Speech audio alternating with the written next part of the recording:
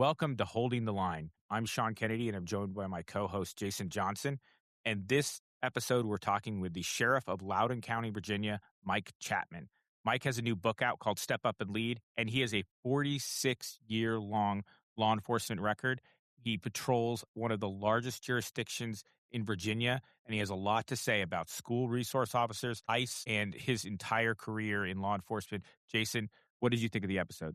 I think it's a fascinating interview, Sean. And sheriffs are important figures in politics and in law enforcement. These are constitutional officers.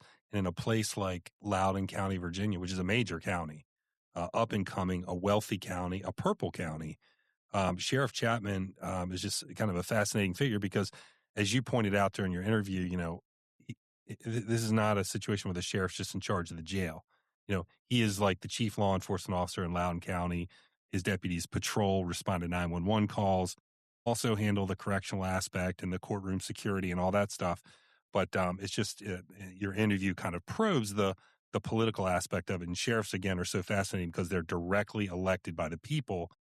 They govern their agencies in a way that's not filtered through the normal sort of hierarchical political process. So great interview, Sean. Yeah, this is a very different way that policing works in Loudoun County than a lot of other major jurisdictions. And we're going to hear from the sheriff himself.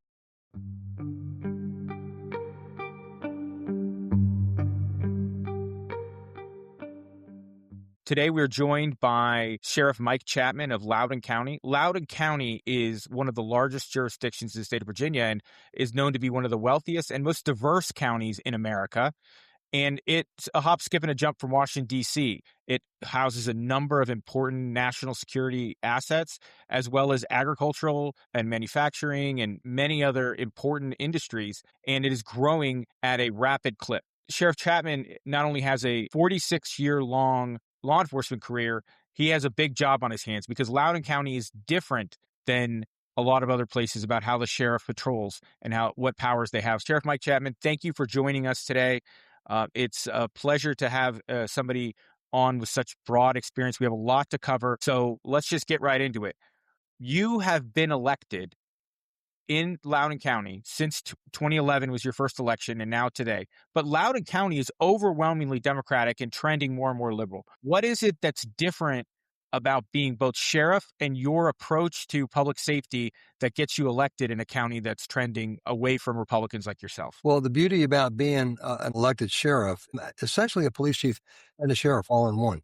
And what's great about that is that we handle not only the normal duties that you would have a sheriff as far as the jail and the courts, but we also have all the enforcement elements as well. We have patrol deputies, those motorcycles, canines, you name it. We have everything that every large police department would have in addition to all the duties that we have as a sheriff's office. So the beauty of it is, as an elected official, I respond directly to the people that I serve. I don't have a board. I do have a board of supervisors, but I don't have a county executive or a board for that matter that has the ability to direct me to act or do things in a certain way. I respond directly to the citizens that we serve. So that gives me a lot of autonomy that police chiefs don't have because in fact, it's a lot less political. People often say, oh, so, sheriffs is more political. It's quite frankly, it's less political than a police department because the police have to answer to the political agenda of the people above them, where I answer directly to the people. And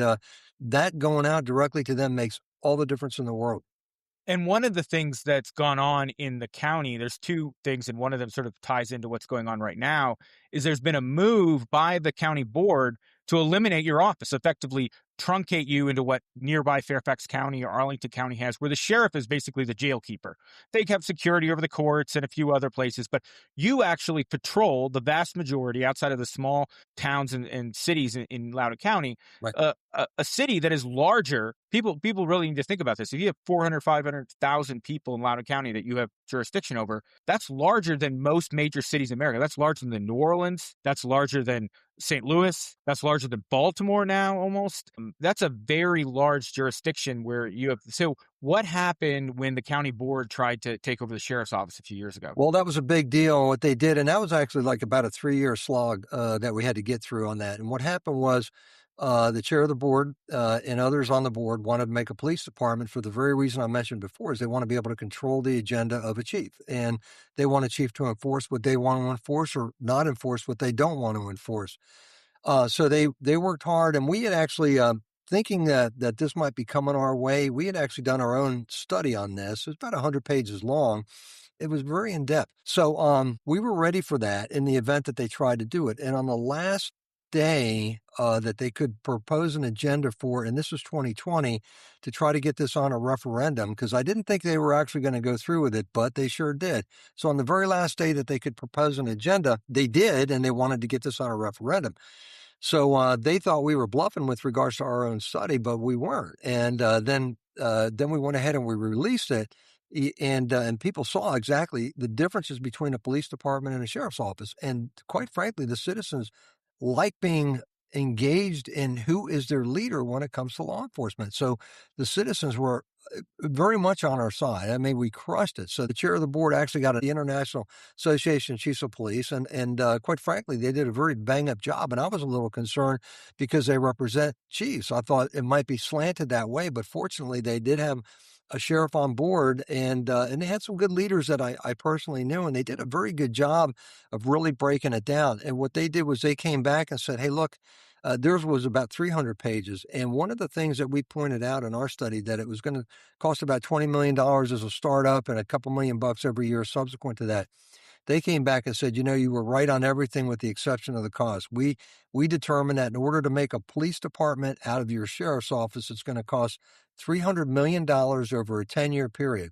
And when the citizens saw that, and first of all, it wouldn't have changed anything because we have a lot of integrated systems.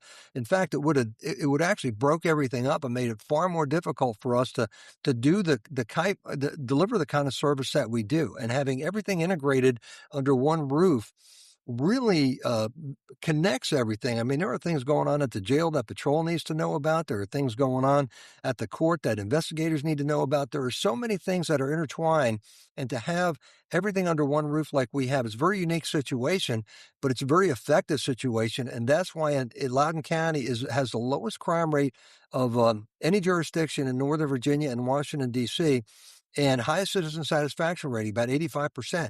And even our internal job satisfaction, because that was one of the complaints the board was making, like, oh, people are disgruntled, they want to leave. We had an 89% worker satisfaction rating within our agency. And I say, I got 900 people that work here. And you take an organization any organization that's got 900 people, and you got a 90% internal job satisfaction rating. I would take those numbers and put those up against anybody, any private sector or law enforcement organization. In fact, in past couple of years, for 2 years running, the Loudoun Now had us, law enforcement organization, as the favorite public service organization in the entire county. And for 5 years running in the Loudoun Now, I've been favorite public servant, and also with the Loudoun Times Mirror 20 through 24. So the fact of the matter is that people actually like the service that we provide, and it's because we have, our agenda isn't a political agenda. It's about making people safe, and we're always And speaking of that, one of the things that's going on right now in Loudoun County, it's a big deal because it has national implications, not just because of Loudoun, but obviously school security and safety has been a problem and an issue across the country. What is the status of school security overall in Loudoun County, and what is the plan or the proposal with what are called school resource officers? And how does that contrast with other jurisdictions? Well, for probably several decades now, we've had school resource officers in every middle and high school in the county. Okay, when we split, Leesburg has they cover theirs, but we actually cover most of the expense for that. But what we're looking to do is expand that to elementary schools. What we're trying to do is provide the same level of security and safety that we have in our middle and high schools. Now, it's not a hotbed of criminal activity, any of the schools here. But I can tell you nationally, in the past 10 years, shootings at elementary schools have gone up over 1,000%. I don't want to be the jurisdiction, especially when you're talking about us being one of the wealthiest counties in the U.S. And, actually one of the safest counties in the U.S. In fact, I think we were, U.S. News and World Report had us in the top 95th percentile of safety, of safe counties in the United States. So what we don't want to be is the one jurisdiction out there that had the money to do this. I mean, because it's really, when you look at the school's over $2 billion budget, and you look at us asking for $7 million a year for the next 4 years to get this program going and top it out at $20 million a year to sustain it, is almost nothing when it comes to county money in this county. So it's almost a non-issue financially, and to actually have people. We had a forum the other night, and we had the people. They were all lined up.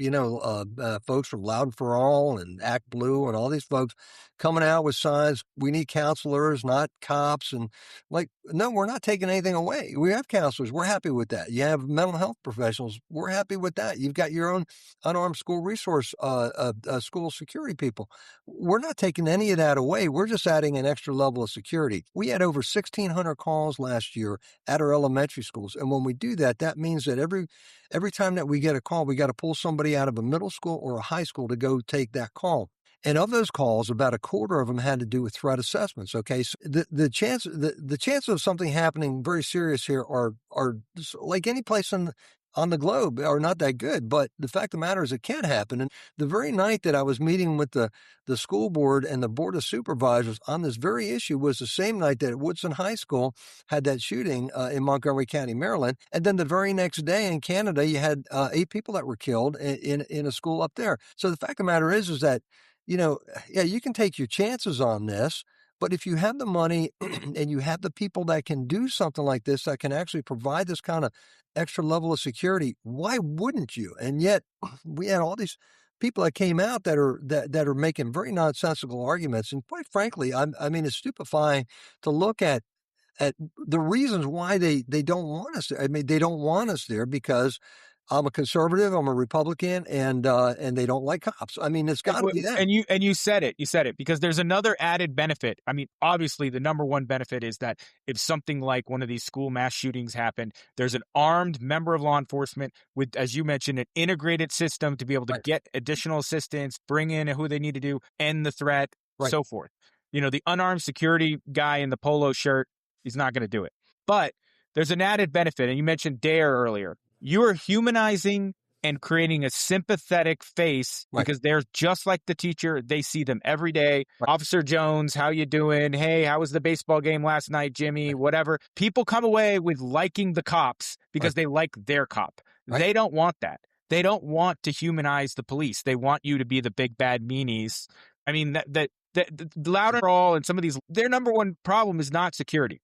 Their number one problem is cops. Right. No, you're exactly right. And so, we're teachers, we're mentors, we're counselors, we're there, playing ball with the kids, doing all kinds of stuff. And you're right. They don't want to see us humanize to these kids. And by the way, when kids get integrated or get familiar with law enforcement at a very early age, it's not like, oh, the cops are bad, they're out to get you, they're out to lock you up. It's like, no, they're helpful, they're friends, they're doing this or doing that. Those are the things that we want to do. Plus, what you said too is a great point, is that to be there in the event that something happens, you don't have to dispatch somebody. It's going to take 10 minutes to get there, 5 minutes to get there, and then try to, figure out exactly what's going on. We have people that are already on site that can, at least try to stop a threat. And if they can't, they got the communications that they need, the radios that we need, fire and rescue, other law enforcement officials. We can get all kinds of people out there that we need and get that ball rolling instantly. And we do have some schools that are kind of far out there. It might take, like, for example, if you look at Luckett's and you look at the closest high school to there, in an emergency, it's probably going to take at least 12, 15 minutes to get there in an emergency when you look at Route 9 and the traffic and all these other kinds of issues. So it's good to have deputies already on the spot that can get the ball rolling and make sure that we're doing everything we can to keep our kids safe, our parents, our teachers, our council, everybody safe. And this is but you're right. One of the big things and why they don't like it is they don't want to see cops, law enforcement humanized. They want us to be, the big paramilitary, militaristic, goons out there. And it's not the case. And in fact, I just went to a DARE graduation this morning, and I can tell you what, the parents love that program. The kids love that program. It's about making choices. It's about, being with the right kids and getting into sports and music and all these other kinds of things. That's what it's all about. Well, let's stay on that because you actually have an interesting career. You've been in law enforcement 46 years. Right. So, let's keep you there. Let's get your brass ring at 50. Come on, Sheriff Chapman, you got to do it. But importantly, you used to be not only DEA, but senior leadership at DEA. Right. Can you tell us a little bit about two things? One, your career at DEA, the Drug Enforcement Agency, because you were overseas for a long time. Right. And then two, what you learned about that and how you're tackling the fentanyl crisis. Because Loudoun County has had a number of issues with particularly student overdoses, tying it back to schools, where we've had some deadly incidents in schools. So one, talk us about drug interventions internationally and on a law enforcement side, and then what you guys are doing here in Loudoun County. So let me take the second part of that question first. Okay, so one of the things that we've done, and as you mentioned, I had a 23-year career with DEA. And with DEA, I was in Miami back in the mid-'80s when the crazy cocaine days were going on. I went to Karachi, Pakistan, served there, came back to Tampa, Florida. Then I was on the south. I was in South Texas on the border in McAllen, Seoul, Korea, then headquarters, and then Bangkok, Thailand, and California. I've been all over the globe, really, when it comes to a DA career. So I've actually seen things from a lot of perspectives here and seen basically what works and what doesn't work. One of the things I did, and this was long before the fentanyl issue really started taking hold, my first year on this job was 2012. And one of the things I did was I contacted as a friend of mine. He passed on, within the past year or so, Bill Loudoun, and he used to be the chief of public affairs for DEA, and it's a position that I had when I was with DEA. And so we talked about this, and I said, hey, look, I'd love to get the DEA museum out here. They have a traveling museum. So they've got the one in headquarters, but they also have a traveling museum that they set up throughout the country. And he said, well, it's in hiatus during this period of time of the year. We can get it out there. If you got a place for it. I said, we'll find a place for it. And we did. We did that. We had all the displays, but we also started conducting forums for people. We started seeing heroin making a comeback and opioids, and we were really concerned about that. So we would do these forums. We were trying to get the elementary kids and the middle school and the high school kids in as part of this program. We got some of them. The schools were not great at working with at that particular point, but we still had some schools that came by as part of these programs. But these forums that we held, we had people that had lost loved ones. We had people that were on the enforcement side of the house, people that were, on the rehabilitation side of the house. We had like everybody you could imagine, and we go through the list. So what we did, and what happening then was it started going from heroin to kind of more opioids, and then it was opioids with one of the things was like carfentanil. Okay, so I remember reading an article on the Washington Post, which I read every morning to just see what the opposition is going to be doing. But I read this article, and they were talking about carfentanil being a drug, a tranquilizer for elephants. Okay. So I was given a dare speech that morning that I read the article, and I said, so funny that I just happened to read an article this morning about carfentanil, which is now becoming part of the opioids that are going out there, this stuff that was going on. And a lady was a veterinarian, came up to me afterwards, and she says, you can't be talking about that carfentanil. And I said, what do you mean? She says, well, because you said it's an elephant tranquilizer. And I said, well, that's what I read. And she said, well, it was. They're not using it anymore. And I said, why is that? She says, because it was killing the elephants. So, that's how dangerous this stuff is. So we've always been on top of this issue and updating it and working not only with DEA, but we work very well with all of our counterparts. And that's why I think we're so successful. People may hate that. They may hate the fact that we have an agreement with ICE, which is a warrant service officer program, which only applies if we arrest somebody on completely independent charge, has nothing to do with immigration, bring them to our jail. We run several computer checks, one of which is the IAQ. And if they come back, with a detainer on from ICE, we say, okay, we'll hold on to them for you. And you got to be here within 48 hours. End of story. That's all. That's what we're doing with ICE. But I find that working with all of our counterparts, whether it's the surrounding law enforcement jurisdictions, whether it's, ATF, IDA, you name it, we work with everybody. And that's why, everybody's got their own specialty in this line of work. And we're kind of, law enforcement, local law enforcement are generalists, but but we work with everybody because everybody's got like a certain specialty. When you bring all those resources together, you can have a lot of success. And that's why we've had so much success here, why our crime rate is so low, because we work with everybody and we understand everybody's, a different cog in the wheel, but we're all trying to work together to make our community, our country safer. And so that's why we do that. But we've had a lot of success with these forums that we've had. We've had, like I said, we had moms that have lost their kids to this, and we get them out there, and it's heartbreaking to hear these stories, but it really resonates with the people in this community. One of the things that was proposed, it's been in Virginia, but it's also been elsewhere, is this idea of creating basically a manslaughter charge for drug dealers of fentanyl. If it results in death and you knew that it was a deadly drug in the case of fentanyl, you are liable, sort of negligent homicide. Now, the General Assembly rejected that proposal. But do you think we should adopt something like that in Virginia and across the country? Would this reduce both the drug supply and the demand if people thought that they were going to jail for a long time if they were dealing deadly drugs like fentanyl? Well, one of the things that we did, and we did this early on in my administration, so this was nothing new. We would work with our federal counterparts. If we had somebody that overdosed and died from an overdose, okay, and we could show where that came from, we would then charge under federal guidelines those people under with the federal offense of the distribution or whatever, causing death. Okay, and so they were subject to federal guidelines on that. So we actually did get enhanced sentences on probably about 4 or 5, maybe a little bit more people early in my administration. Then they came in Virginia with the New Samaritan law, which is a state law. So it's, I've got to obviously work within the confines of both the U.S. Constitution, Virginia Constitution and the Code of Virginia. Okay, so this New Samaritan law, it's kind of a double-edged sword. Okay, so in other words, if somebody overdoses and you call law enforcement, you're kind of exempt from prosecution because you called in and tried to save them. Okay. The problem is if you were the person that actually supplied the drugs, now you're exempt from prosecution. So it kind of goes in the opposite direction. So we handle every overdose as a criminal matter, and we look at every option that we have to try to charge somebody, and we try to go back and investigate where it came from. As far as manslaughter goes, I don't know. It would depend on the extent, I think, of the was it one or more? Was it more intentionally done? Or there's a whole lot of factors that go into that.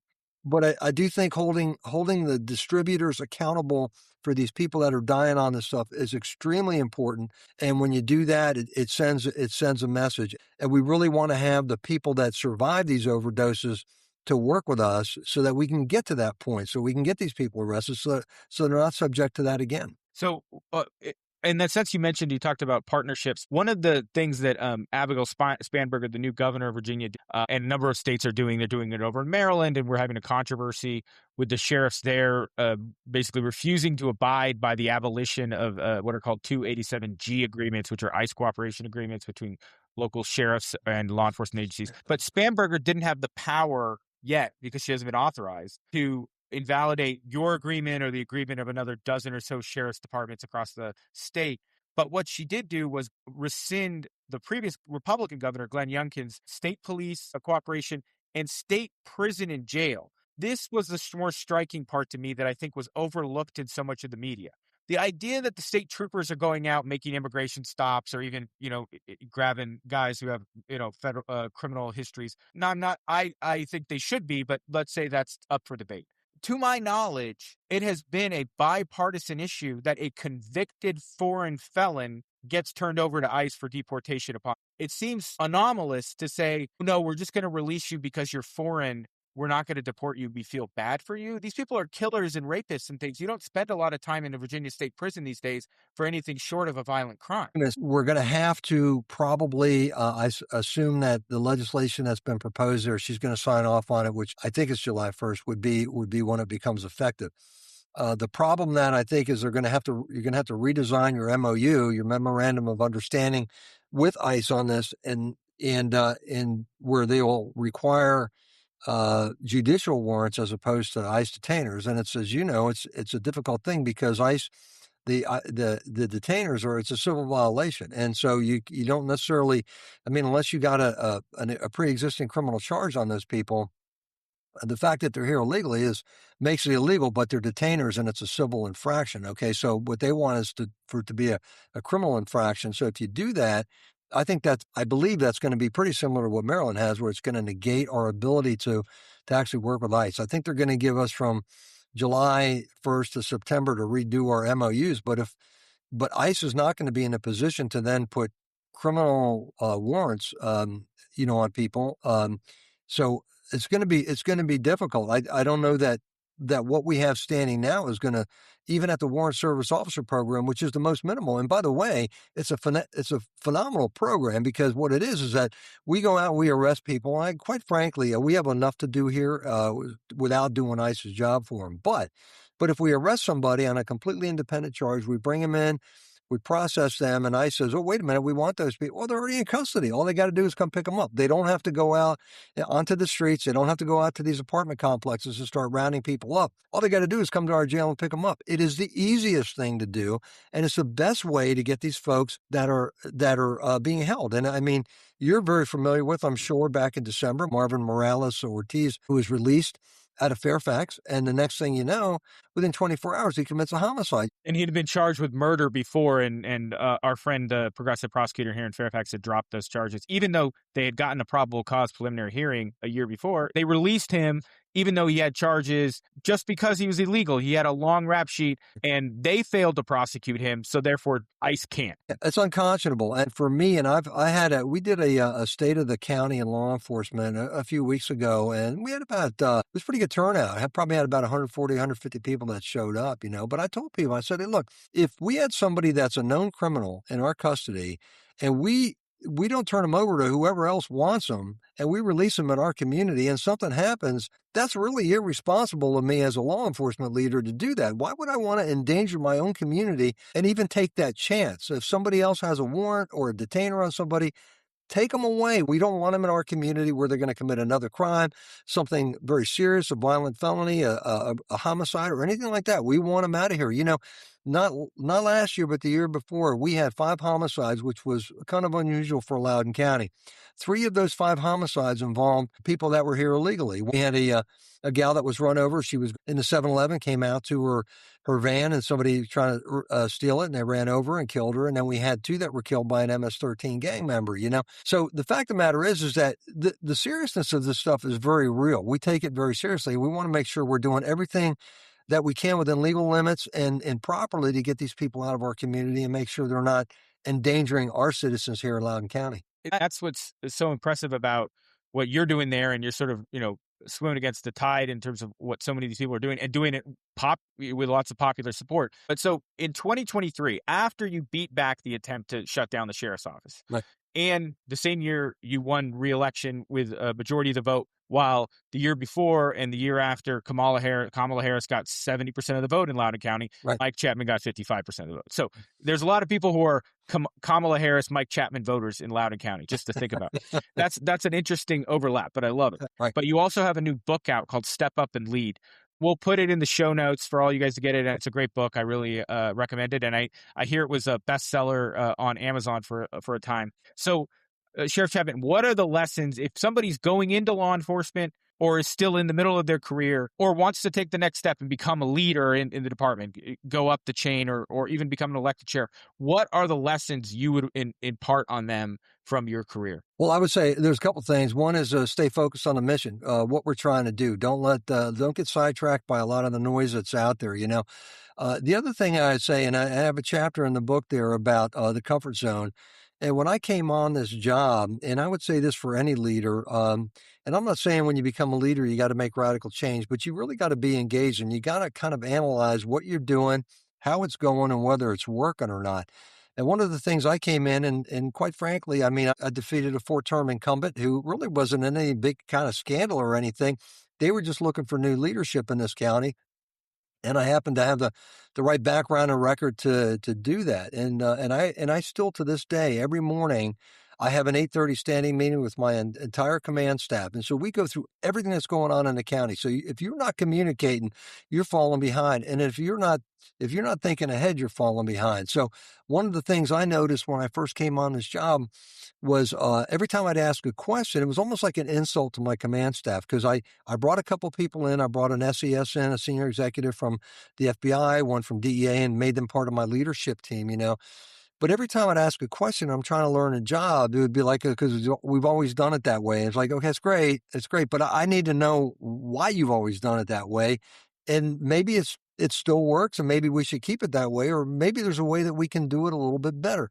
And so I would say, if you're looking at leadership, always examine what's going on and what you can bring to the table that moves your organization in a better direction. I think it's important to always be on top of your game, because if you're not moving forward, you're falling behind. And I think, from a leadership standpoint, it's a lot easier for me as an elected official, although I take all the arrows on this, for me to take a stand on certain things. And I've not only have I written a book, but I've written several op-eds. I wrote an article for the Richmond Times-Dispatch when they released a cop killer on parole that he should have been there for forever. So I have, I've written for The Hill and all that kind of stuff. I look at these things as opportunities, okay? I think leaders should not be afraid to take a stand on certain issues and say, hey, look, this is what we're about. And this is why, because this provides safety to our citizens. This is why we're thinking this way.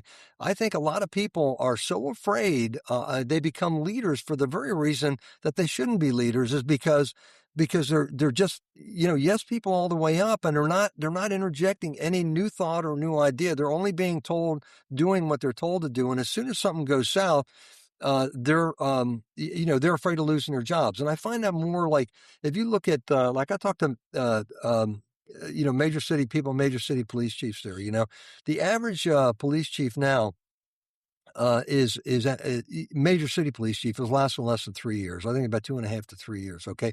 The average sheriff goes on for 11 years. And that's because we become part of the fabric of the community. People get to know us. They get to trust us. They get to see us in action. Every time we have like a major incident, I see this, people are afraid to get out in front of those things. And we just had, a couple of weeks ago, we had a very major shooting out here, and unfortunately had to take a life in this. And the fact of the matter is that if you don't get out right in front of those issues and give people something and say, look, we're on top of this. This is what we know so far. We'll get you more information when it develops, but right now this is where we're at, and we're going to continue. And people just want to know you got it under control. I think the problem is a lot of leaders are afraid to get out there. They're afraid they're going to say something wrong, and they're afraid they're going to lose their job over it. And then what happens is, if you wait a couple of days and you have everybody else telling you what to say, then the problem is it looks like a conspiracy, like a cover-up, And I find that in every major incident, I go into my command center and I ask, okay, what do we have? What can I say? What can't I say? I'm going to go out there and I'm going to address the public, and let me know, because if there's something that, suspect information you want me to keep quiet, that's fine. Or if we need the public's help on something to identify somebody, or somebody's on the run, they need to know that. Okay. But to get out right in front of these serious incidents. And I think a lot of law enforcement officials are afraid of that, because they're afraid if they say or do the wrong thing, they're going to get fired. And they really are scapegoats right now. And it's a little bit different in elected office, but I can tell you, I get no cover either. So that's always a problem as well. I mean, because, sometimes you feel like, man, I'm out here on my own, but the autonomy that you have as an elected sheriff here, and especially when we have a full service operation like we do, is really pretty good. And it gives me the ability a lot of other people don't have. Well, I think the lesson there is, stand up for something, and people are going to stand behind you. If you're just hiding, behind the podium all the time, people think you're a coward and they don't trust you either. And, you make a mistake, as you say the wrong thing as sheriff or whatever, you own it. But, Right. if you take responsibility, as you say, step up and lead, take responsibility. You're the leader. Right. Sheriff Chapman, it's been great to have you on. I want to ask you one thing. We have a massive attrition and retention problem in law enforcement in the United States right now. What do you want to say to young people about why they should enter the profession of law enforcement? Well, I can tell you this, even after the George Floyd situation there, as bad as that was, Fact of the matter is we have never had a problem recruiting. And we had a lot of people that left police departments, surrounding police departments, to come to work for us because of the reputation of our agency and the fact that our leaders care and that we look out for each other, but we also hold people accountable. Okay. What I love about this job, quite frankly, is that every single day I go to work and I have no idea what that day is going to bring. Okay. And for me, it's like, okay, it's like one challenge after another. What do we got? How are we going to handle it? Where are we going to go next? Those kinds of things. I actually like that challenge. It just kind of keeps me in tune, fresh. It keeps me energized. And I think that's what's good about this job. If you want to be out there, you want to communicate with people, you want to connect with your community, you want to do that, it's great. Now, I've had the opportunity, people ask me like, oh, you're a federal agent. What did you like better, DEA or local law enforcement? And I say, look, I love them both, but for different reasons. Okay. I love the investigative aspect of being a DEA agent and putting these long-term cases together, bringing all these parts together and figuring out who you're going to indict, how you're going to indict them, what evidence you're going to use. And it takes a while to put those together. Very strategic. Okay.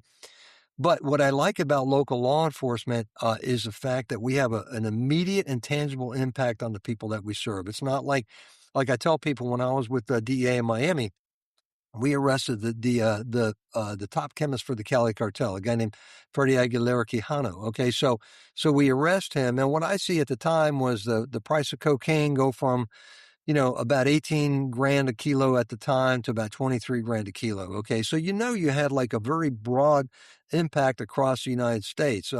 But it's not the same as when you go out there and you handle something that's an immediate concern out there. You solve a robbery or you break up a domestic or whatever the case is, you get somebody in the act of committing a major crime.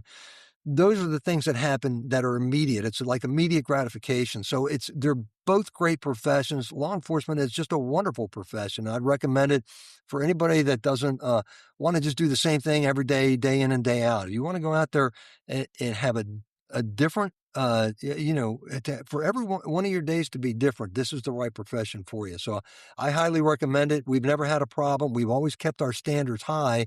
And when everybody else is starting to relax their standards, we never did, and because of that, people look at us as a very credible and desirable law enforcement agency to work for. So we want the best, and we tend to get the best. Well, thank you so much, Sheriff Chapman. And we'll be watching what's going on in Loudoun County and how many more decades you can spend as at the top of the law enforcement profession. Thanks, Sean.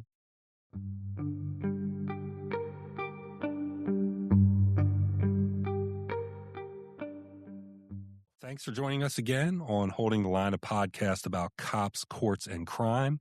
If you're enjoying our podcast, please like us on social media, give us a 5-star review on whatever podcast platform you are using. Also, sign up for our Substack. We just started a weekly newsletter that is a roundup of law enforcement and criminal justice news. It also includes updates about the cases that we're involved in and all of the various policy issues that we're working on. So sign up for that and join us on the next episode of Holding the Line.